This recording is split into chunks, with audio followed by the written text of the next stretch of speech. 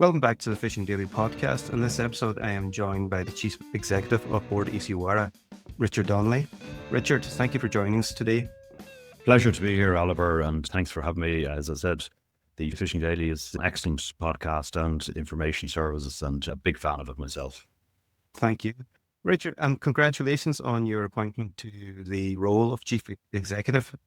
For yourself, who spent more than 3 decades working across Ireland's seafood sector, and you led BIM's development and incubation services. So this is a fantastic moment for yourself. Yeah, I'm extremely passionate. I've had the privilege of being in the seafood industry for more than 30 years. In fact, I can go back to my childhood, which spent in Wexford, collecting lobster pots and crab potting around then. And that gave me the passion to do zoology. And that was involved with crabs as well, the biology of the inshore crab.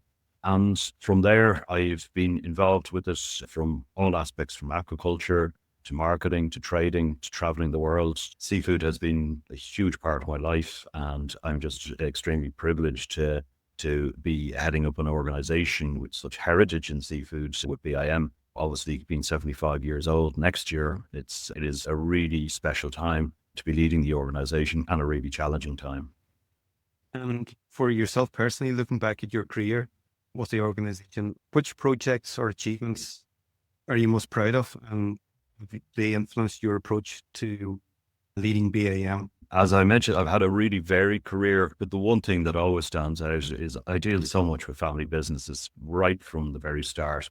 And it's to see the transformation in companies that you've worked with and the passion they put in. If you take even a company like the Carlingford Oysters, you then have the Will Hares up near you there in Donegal. They see the next generation coming through and taking on the reins of the business.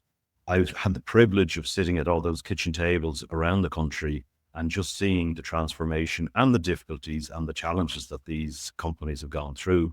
And then on the other side, you see some of the larger businesses. I worked in the early days with Bantry Bay Seafoods when they were just selling into the French market, and then they expanded all the way through into the North America and down into Chile. So I've had that experience.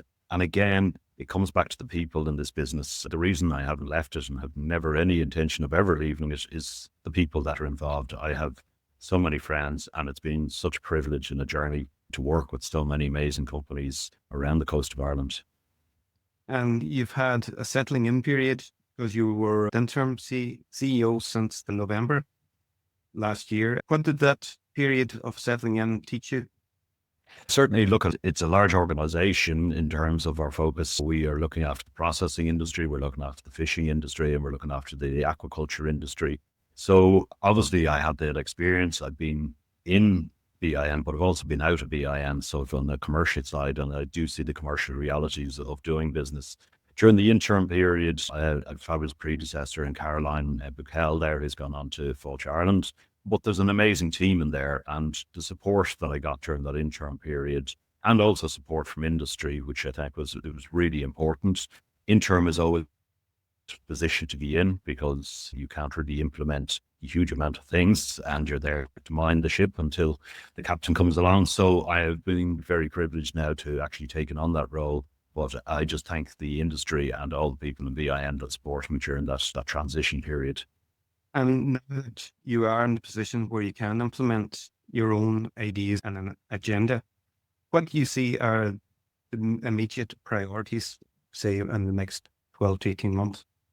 The huge amount of challenges out there. Look, the first thing I would say is that I've always listened to industry, and I think that's one of the most important things to do before developing on a longer strategic plan. I have so many contacts in the industry, not only in Ireland, but abroad. And I think, first of all, you have to listen. There's immediate crises going on. Obviously, we had the fuel scheme that we had just closed from aquaculture actually today, but we closed it from the fishing side, the fishing vessel side 2 weeks ago. But immediately come into a crisis situation like that, where there needed to be a grant scheme implemented. And congratulations to Minister Dooley to actually have got the funding to implement that scheme. And I must thank the staff and BIM for actually the work that they did. So it was hit the ground running in respect to that.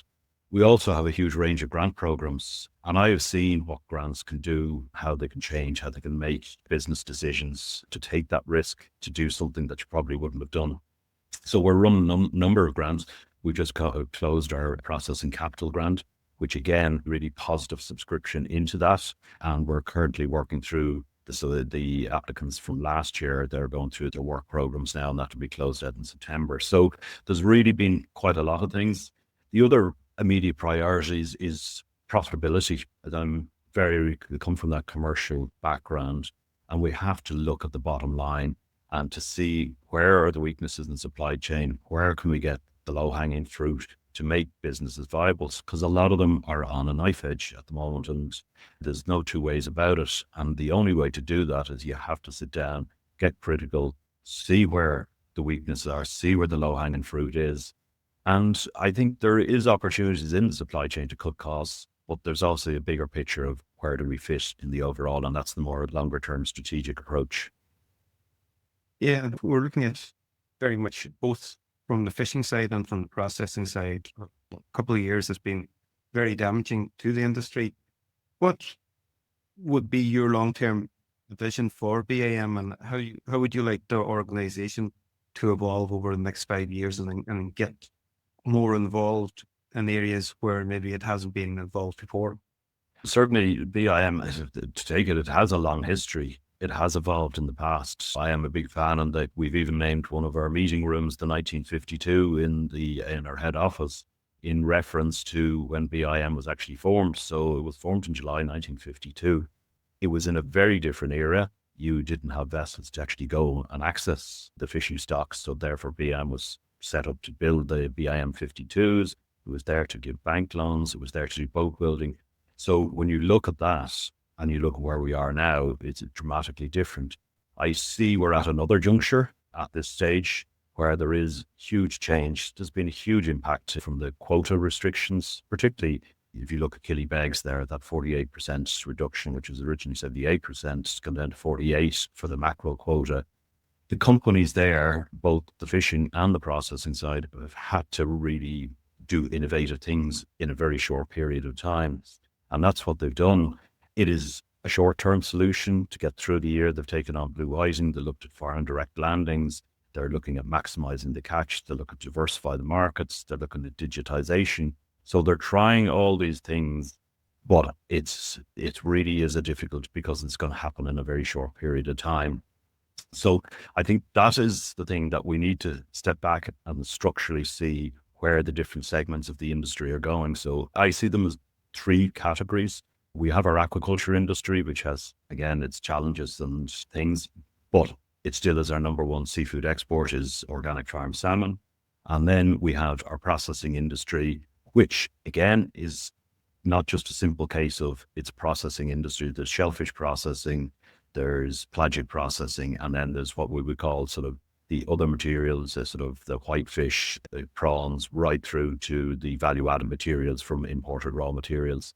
And so they're the sort of 3 sectors that I would see. And obviously the fishing there is critical, because that is the raw material supply for a lot of particularly the shellfish, but also pelagic processing industry.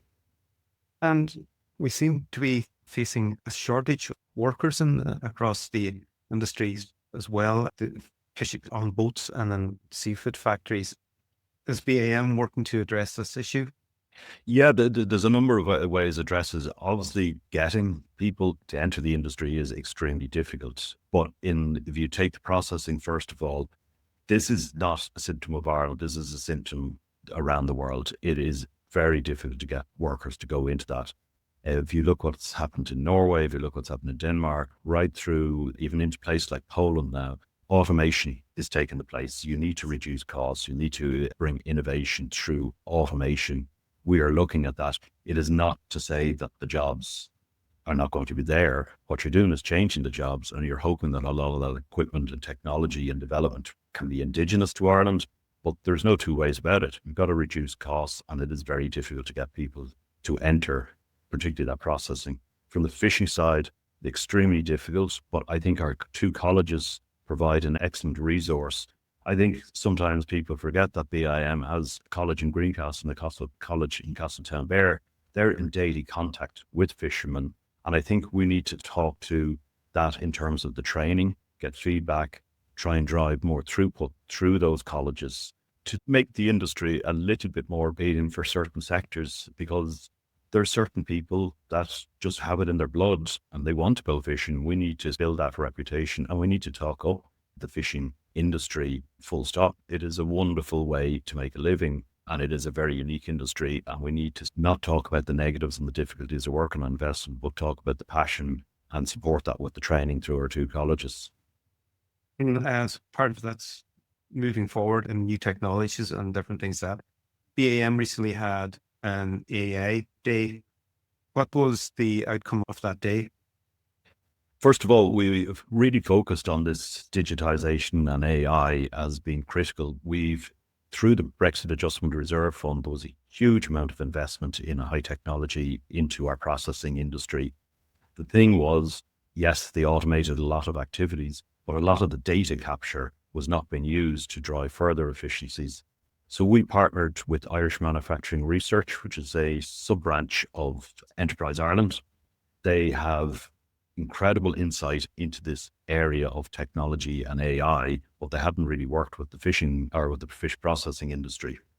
So we have invited a number of trials with 3 companies at present to look at where this technology can be used in a processing facility to drive efficiencies. And we recently had a workshop on that in Chagas out in Ashtown here in Dublin, where we had over 50 companies in attendance. And we went through, here's the use of robotics, here's the use of machinery, and here's the way you can use AI.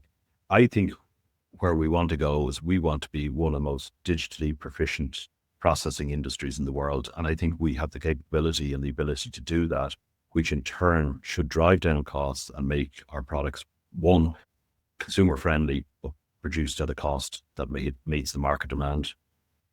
Moving on to things closer to home and more immediate things, speaking to some fishermen in regards to the grant system. Some of them were criticizing the system, grant application system, and describing it as overly bureaucratic and difficult to navigate. Do you accept those criticisms, and will there be changes made to the system that'll make it easier for fishermen to apply for grants? Always accept, we're always listening. I think nobody makes these complaints without a reason for them. So I said, totally accept that some people may find digitization challenging. There is no doubt about that. And we totally accept that. What we're trying to do in BIM is here, we still are very proud of our person-to-person contacts, but we need to move to a digitization platform. That's why our new grant system was transferred in the last year. So therefore, there is certain inputs that need to go in for the first time. We're hoping that's where the blockage, having talked to a number of people who said they had difficulty, was that they felt they had to load a lot of information. But once that information is loaded up, it's in our system, therefore, and for any future grants or for anything else that follows on, it will be there. We also provided a lot of support. We had online workshops, but we also had, and I think this is very unique, we have a regional team around the coast who could sit down with anybody. And I would always say we are a people-to-people business. Yes, we need technology, we need to be efficient.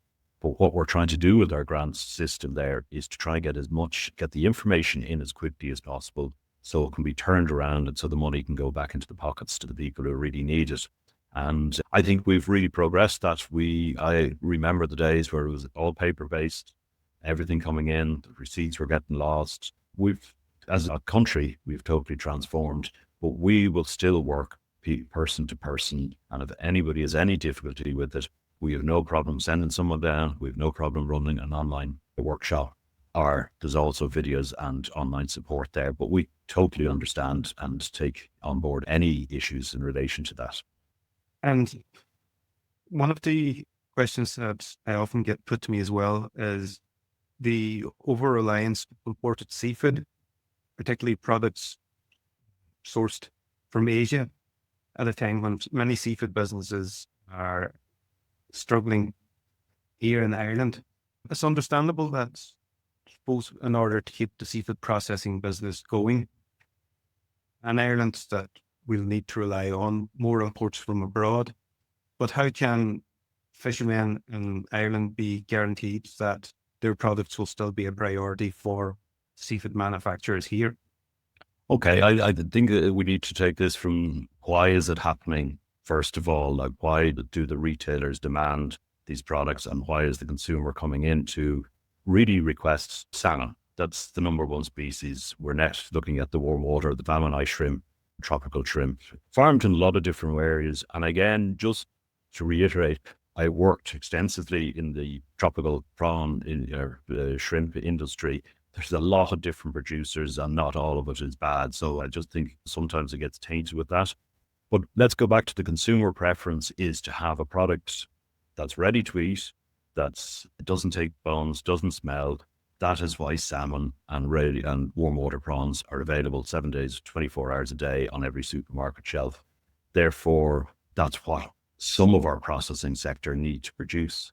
And it's just interesting. I just noticed in the first quarter of retail sales for Spain, salmon is now the number one fish species consumed in Spain. And when we talk about our indigenous fisheries, you then look at it, what is driving this consumer demand in Spain to have salmon as its number one fish species when they're so prevalent with the hake and monkfish, etc. So there's consumer changes. In saying that, I think there's fabulous opportunity for Irish land as an Irish cod species. And one of the programs we're doing is called our Seafood Academy. I think the retailers are difficult to take volumes that are sporadic. So fishing is sporadic and seasonal, but our fishmongers can take that product. So we're working with there's 70 fishmongers in Ireland. We're working with them, one, through their supply chain to see how we can better diversify the species. And one of the things that we're doing is just trying to get an awareness of other species, like you've garnered megrum, ray, even the rock salmon, which is, we would have known as the spur dog or whatever, but these products are fantastic. So we need to try and get a diversification of species and just move away from the 2 to 3 species that the vast majority of Western Europe, it's not just Ireland, it's happening in the UK, it's happening in France, it's happening, as I mentioned, in Spain. And I think there's a real opportunity for more domestic supply through 2 channels, particularly the fishmongers. I think we're working with them to do that, but also in food service. So many chefs are just unaware of the opportunity with things like megrum, gurnard, ray, that they meet a price point, they can put them on the menu, but they've got to be flexible and they've got to understand that these things are not mass produced on a farm and don't happen every day of the week. So we're working on that supply chain. We've got really good buy-in from the food service operators, and we've had really good buy-in from the fishmongers on our Seafood Academy program. It's not easy. There's no doubt about it. It is far easier to get a container of salmon or a container of salmon shrimp and process and put it out there. But we are really committed to trying to diversify and give their fabulous products, give the opportunity to taste them. It's interesting because definitely we have an abundance of fantastic seafood on our doorstep, which a lot of people doesn't take advantage of. And it's something as well for fishermen to concentrate on as well, is to diversify into other areas. So rebuilding confidence in BAM and the fishing industry is really important at the moment. What's your vision of that?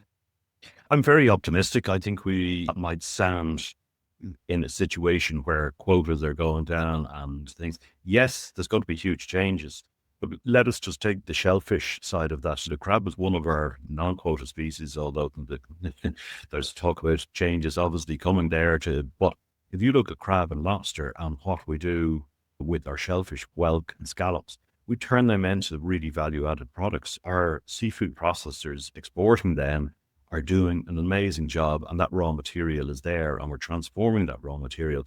But I believe there's efficiencies to be made in that supply chain. I think we need to be working in tandem with the processors there to maximize the return so we get better prices for the fishermen and also have more products that are available.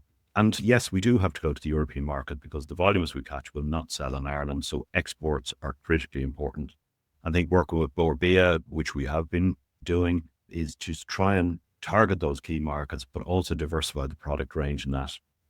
Likewise with pelagic stocks, we need to go down much further. The idea of putting the fish in a box, freezing it, and off to a third country outside the European Union. We need to maximize the return of that raw material. It's not going to solve everything. It's not going to solve the quota issue. But what we're trying to do is maximize the return back to the vessel, but also transform that product into something that is a lot more valuable. And that can be range from turning blue whiting into human consumption, human food consumption rather than fish meal.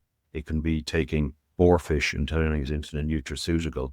It can be taking a fillet of mackerel, deboning it and selling it into the Japanese market. So there's all these opportunities. No single bullet is going to solve this. It really is a challenge. But I think BIM is here to support those companies, but we're going to have to think different. We cannot do what we've done in the past. Question, I suppose, is looking at the markets abroad for Irish fish, where is the new opportunities there for them? I think there's a fabulous market on our doorstep. Where to be part of the European Union is fantastic. Well, our seafood products are highly priced. They're predominantly going into food service. We do have obviously very strong retail channels, but our seafood ends up usually in food service, in high-end restaurants. We've got to build that reputation. We've got to tell the story of why are you paying this extra money for Irish seafood, and build that story that it is unique. And in terms of volume, when you compare us to a lot of other countries, even with our aquaculture added on, we're a very small player in the overall global seafood business. And we need to be aiming at the top tier of that niche market. And I was with a number of oyster growers even this morning, and just to see how they've diversified markets. They're starting to go into Canada now. They're obviously in a long time in Hong Kong and China, Singapore. They've diversified that because the high-end niche markets are all around the world. They're not in any one single location. And therefore, it is a real challenge to do that. And you've talked about the many challenges that's facing the industry going forward for yourself. What would you define as being a success in your term? Certainly, what we need to do is our processing industry is a huge opportunity. I think there will be consolidation in that. There will be further consolidation, but that also leads to opportunity for acquisition abroad. And I think we have the skill base in that industry to really be leaders, maybe in Europe, maybe in the world, but certainly we haven't ventured much outside of Ireland. And when you travel around, I've been to processing facilities all around the world, from Russia right through to China to Europe. And I just look at what we have. We have something very unique, and we have real business acumen skills in that. The second part is on our aquaculture. Yes, real challenges. Licensing still remains the single biggest challenge there, but we do produce 100% or 99% organic salmon. We do have the best oysters in the world by any date. We also then, looking at the fishing, have, in my opinion, a supply chain that is nine. I think we need to talk up our fishing industry. I think it's being talked down too much. I respect the passion of fishermen going out every day. I have a passion for it when I see those boats coming in. But I think a lot of the times that it is just being talked down, that it is not the industry that it should be. And I think there is a chance there. It will not be the same because quotas, there's no magical wand to increase quotas. They are not going up. Even the IC's advice for next year is even negative for a lot of the Irish sea stocks and the Celtic sea stocks. We are entering that. So how do we maximize the return for what we do land? And how do we try and get as much domestic consumption from that landed fish as well? Richard, it's going to be not exciting times. It's going to be challenging times ahead, but I'm sure that you're well capable of dealing with what comes along. And thank you for joining us today. Thanks, Oliver, and I really welcome the opportunity, and I look forward to working with the industry. We are always open with BIM. Our thing is, as I mentioned, people to people business, and I'm here to help those family businesses. And I think there is a future ahead, but a different future.